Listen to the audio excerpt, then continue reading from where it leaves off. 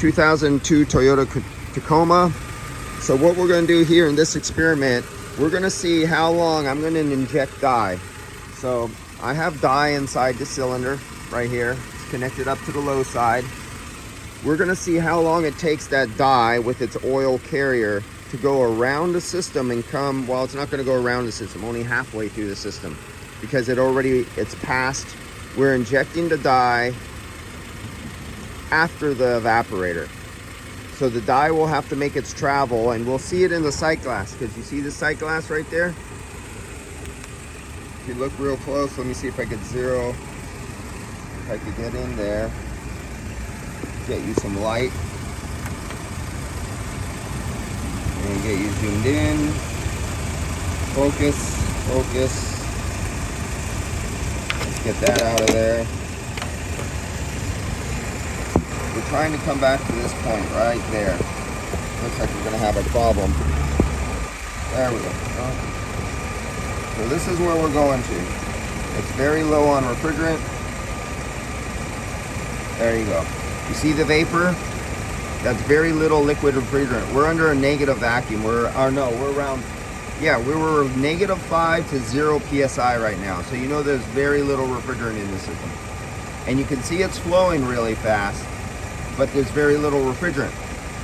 So what we're gonna do is our refrigerant dye is, when I inject it right here, it's gonna have to travel down the suction line to the compressor.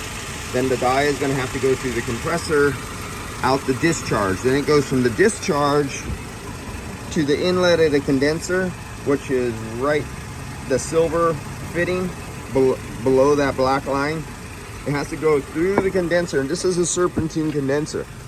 So in this condenser, it's going to enter, and it's going to go all through back and forth in an S kind of pattern, back and forth, all the way until it gets to the very bottom, and then it comes out the liquid line, which is that little line right there. Where is it at? It comes out at the bottom. No, over here at this side. There it goes. Right at that black line where you see a nut right there. Right there, that nut. It comes out, goes this line, it comes around there, it turns around. Looks like I'm losing my battery on my light. And it goes into the filter dryer. It goes into the filter dryer at that far nut that's fitting in the far back there. It drops through the filter pad. It goes to the bottom of the receiver dryer. And then where you see the sight glass, it's a straw that goes all the way down to the bottom. Now, usually on a full system with refrigerant, this takes about 7 to 10 seconds. But since this is low on refrigerant, let's see how long this takes. It takes a lot longer if I could put it on the liquid line and have dye sitting right here, and it has to go through the evaporator. It shows you how long it takes to go through the evaporator. It's really difficult when you have almost no refrigerant. So let's set this up and focus right here. Let's see if I can get the UV light so it doesn't fall. This is the secret. I have to do this so it doesn't knock over the camera, but it doesn't fall. Okay, there we go. So now we got, that'll turn orange. I will tell you when I'm injecting it. I'll say now. As soon as I say now, you count how many seconds it takes for the refrigerant dye to glow brightly in the sight glass. Okay, get ready. 1, 2, 3, now. Oh, nope, not now. I didn't open up the valve. Let's try that again. Okay, 1, 2, 3, now. I just injected the refrigerant dye. Count how many seconds it takes before you see that light start to glow.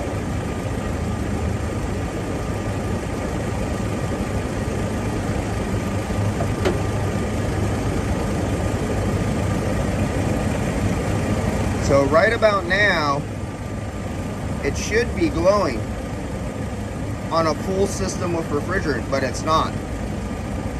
There's still no glow. Here, I'm going to move the light a little more in there so you can see. There's still no glow. Still no glow. Come on, it's taking a long time. This is what happens when refrigerant runs low. The refrigerant oil does not want to flow. Come on. And this is an excellent way to demonstrate how a low mass of refrigerant slows down the flow of oil and oil return. Because this should already be all bright glowing. But nothing's happening. It is not moving. That's a very powerful UV light I'm using. It's a very powerful dye that I'm using.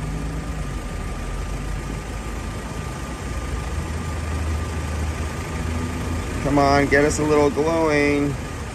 You can see the flow. I think I'm starting to see something. Yes, here it comes. You see it starting to glow? There it goes. It took that long from the low side suction to get here. That should have been within 7 seconds. If this was a full system of refrigerant, it would have only took about 7 seconds to get here. Okay, that's about it for the demonstration. And you can see it's getting brighter and brighter as the concentration of the dye. And that's only about 2 or 3 milliliters. This is a very, very concentrated UV dye. It only takes 5 milliliters is your maximum you inject into the system. But when you have a little tiny system, you only need 2 or 3 milliliters. All right, guys, I'll see you later. I think that's a good enough demo.